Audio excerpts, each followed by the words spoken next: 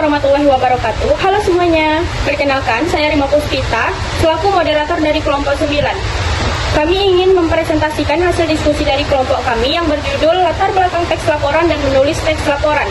Sebelumnya, terima kasih kepada dosen kami yang terhormat, yaitu Profesor Dr. Hasnah Faizah, ARSPD MHUM, yang telah memberikan kesempatan kami untuk mempresentasikan hasil diskusi dari kelompok kami. Baiklah, kelompok 9 terdiri dari 4 orang, yaitu yang pertama ada Rima Puspita, yaitu saya sendiri, yang kedua ada Risna Aryani, yang ketiga ada Rifa Gustia, dan yang keempat ada Salma Haryanata. Baik, untuk materi yang pertama akan dijelaskan oleh saya sendiri mengenai membangun konteks teks laporan. Laporan disusun dengan menjelaskan seluruh bagian dari penelitian dari awal sampai akhir. Yang kedua ada menelusuri dan menganalisis model teks laporan. Nah, menurut Budi Harso tahun 2007, laporan hasil penelitian dibagi menjadi 3 bagian, yaitu yang pertama, bagian depan isi laporan. Bagian ini memuat penjelasan secara general keterangan tersebut seperti judul bagian depan penelitian, informasi tentang jenis laporan, peneliti, lembaga yang menaungi, lokasi penerbit, dan waktu penerbitan laporan. Judul bagian dalam memuat informasi tujuan penulisan laporan. Halaman pengesahan yang berfungsi sebagai bukti laporan telah disetujui oleh pembimbing untuk dipresentasikan dan disebarluaskan. Selanjutnya ada abstrak. Abstrak ini merupakan rangkuman singkat keseluruhan isi laporan dari awal pengantar masalah, metode yang digunakan, dan hasil pembahasan. Abstrak ditulis dalam satu paragraf dan dibuat dalam bahasa Indonesia dan Inggris di halaman yang berbeda. Selanjutnya ada kata pengantar. Umumnya berisi ucapan terima kasih dari penulis kepada berbagai pihak yang turut membantu dalam penyelesaian laporan penelitian. Selanjutnya yaitu ada daftar isi, tabel, dan gambar. Dan yang terakhir ada daftar lampiran. Selanjutnya kita masuk pada bagian inti laporan, di mana bagian inti laporan ini terdiri dari bab 1 pendahuluan, di mana bab 1 pendahuluan ini terdiri dari yang pertama ada latar belakang yang berisi alasan atau argumen penulis mengenai mengapa suatu persoalan tertentu diangkat ke dalam suatu penelitian. Yang kedua, ada rumusan masalah. Bagian ini menjadi unsur yang terpenting karena menjadi patokan berpikir peneliti dalam menyelesaikan penelitian. Yang ketiga, ada tujuan penelitian, merupakan bentuk kalimat positif dari rumusan masalah yang merupakan bentuk kalimat tanya. Yang keempat, ada hipotesis kerja, yang dimana pada bagian ini memuat rancangan berpikir yang fungsinya pemandu secara teoritis dalam menjawab rumusan. Panduan teoritis yang dimaksud ialah ketika akan mengumpulkan data dan menguji hipotesis. Yang kelima, batasan dan jangkauan penelitian. Bagian ini menyuguhkan penjabaran tentang variabel yang akan diteliti. Batasan dari variabel harus jelas dan indikatornya harus bisa diukur. Yang keenam, manfaat penelitian. Secara teoritis, manfaat penelitian harus dapat menegaskan apakah hasil penelitian yang dilakukan dapat mendukung kebenaran teori yang sudah ada secara praktis. Tujuannya memberikan manfaat kepada pembaca dalam kehidupan sehari-hari. Yang ketujuh, yaitu definisi operasional. Bagian ini menyuguhkan informasi mengenai pembatasan terhadap makna dari istilah-istilah yang digunakan di dalam penelitian.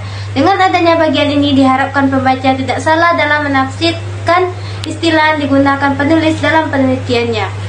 Selanjutnya itu ada kerangka teoritis. Dalam menguraikan suatu hal, peneliti harus merujuk pada serangkaian teori yang dianggap relevan dengan pokok pembahasan. Nah, serangkaian tersebut cukup diambil beberapa saja yang paling kuat dan paling relevan serta paling mudah dijelaskan. Kerangka teori juga membantu dalam merumuskan alur berpikir secara teoritis untuk memahami bagaimana penelitian dilaksanakan. Kemudian bab kedua itu ada kajian pustaka. Kajian pustaka merupakan bagian yang juga penting dalam menyelesaikan suatu persoalan yang diangkat ke dalam penelitian. Ketika akan mengangkat suatu persoalan, peneliti pastinya juga berpandu pada teori-teori dari para ahli. Kajian pustaka bukan hanya sekedar berisi kutipan atau masukan begitu saja ke dalam teks laporan. Selanjutnya, kajian pustaka memuat penjelasan induktif mengenai variabel yang diteliti, penjelasan empiris dengan didukung oleh fakta-fakta tentang masalah yang berhubungan dengan variabel yang diteliti, persoalan yang dihadapi berkaitan dengan variabel yang diteliti sehingga mendorong peneliti untuk melakukan. Kemudian yang keempat ialah review dari berbagai hasil studi sejenis yang dilakukan orang lain di tempat lain. Kemudian bab ketiga itu ada metodologi penelitian. Metodologi penelitian berisi rancangan dan strategi pengolahan serta analisis data dalam penelitian. Uraian yang tajam, spesifik, dan rinci dalam bagian ini akan menambah bobot hasil penelitian. Kemudian bab keempat ialah temuan penelitian dan pembahasan. Pada bagian pembahasan, peneliti menelaah dan mengkritik pada hasil penelitian. Peneliti harus menegaskan mengenai jawaban rumusan masalah penelitian. Pembahasan memiliki tujuan untuk memberikan jawaban terhadap rumusan masalah dan menampilkan cara temuan didapatkan. Menghubungkan temuan dengan teori yang digunakan, menampilkan teori baru. Baiklah, saya akan melanjutkan penjelasan dari teman saya, yaitu bab 5 simpulan dan saran. Pada bagian ini merupakan bagian akhir atau penutupan dari laporan. Bagian simpulan menyuguhkan penjelasan penting dari keseluruhan laporan penelitian. Sedangkan bagian saran ialah tawaran operasional dengan tujuan untuk memperbaiki sisi lemah yang ditemukan. Selanjutnya itu ada daftar pustaka. Pada bagian ini menampilkan sumber yang dimasukkan ke dalam penelitian. Penelitian yang dilakukan sudah tentu bukan murni hasil dari penulis.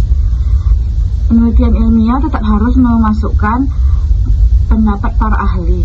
Selanjutnya itu ada bagian akhir laporan. Yang pertama itu ada instrumen yang digunakan. Yang kedua itu ada hasil analis instrumen. Yang ketiga itu ada data mentah hasil pengolahan data. Yang keempat itu ada tabel perhitungan data mentah. Yang kelima itu ada hitungan statistik atau matematis hasil penelitian. Yang keenam itu ada data pendukung. Yang ketujuh itu ada surat-surat keterangan pendukung. Yang kedelapan itu ada data-data lain yang berkaitan dengan digunakannya dalam penyusunan laporan. Selanjutnya adalah membangun teks laporan. Carilah teks laporan yang akan Anda rekonstruksi, kemudian bacalah teks laporan tersebut secara seksama dan ketahuilah struktur teks serta isinya. Selain itu, ringkaslah secara bertahap struktur teks tersebut dengan menggunakan bahasa Anda sendiri, dengan tidak mengubah konteks yang terdapat pada teks laporan tersebut. Kemudian rangkailah rangkuman Anda tersebut menjadi sebuah kesatuan dan terakhir periksa kembali bahasa yang Anda susun tersebut dengan menggunakan ejaan bahasa Indonesia yang benar. Ringkasan inilah yang menjadi hasil dari rekonstruksi Anda. Selanjutnya adalah rangkuman.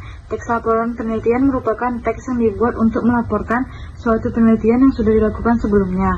Teks laporan penelitian terdiri dari 3 bagian, yaitu bagian depan isi, inti, dan akhir laporan. Tiap bagian tersebut memiliki subunit bagiannya.